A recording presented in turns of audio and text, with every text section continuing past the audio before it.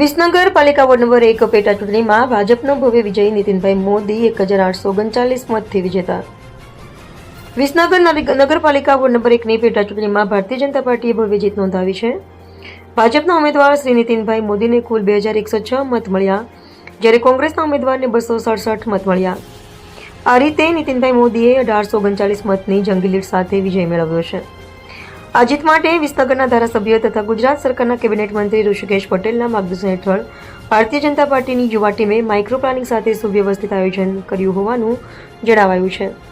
ભાજપના કાર્યક્રમમાં વિજયને લઈને આનંદ અને ઉત્સાહનો માહોલ જોવા મળ્યો હતો। Reporter Ajit Barot, Visnagar.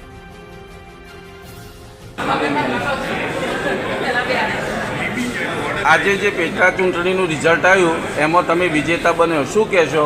Ward number 1ના તમામ મતદાર ભાઈઓ બહેનો વડીલો તેમજ સંગઠનના મિત્રો, કેબિનેટ મંત્રી ઋષિકેશભાઈ પટેલ સાહેબ તેમજ પત્રકાર મિત્રો, સાહેબ ભાજપ પ્રમુખ વિશાલભાઈ, રવિભાઈ મહામંત્રી તેમજ વિનોદભાઈ તેમજ બહેનો સંગઠનના ખૂબ સારી મહેનત કરી અને ભારતીય જનતા પાર્ટી અને મારા મુદ્દે વિશ્વાસ મૂક્યો અને ખૂબ સારી બહુમતીથી જીતાડે તે બદલ મતદારો ખૂબ ખૂબ હૃદયપૂર્વક આભાર। નગરપાલિકામાં તો તમે ચૂંટાઈને આવ્યો છો, આગામી તમે શું કરશો? આગામી જે પ્રશ્નો છે એમાં ઝડપથી બધા સોલ્વ કરવાનો પ્રયત્ન કરીશું।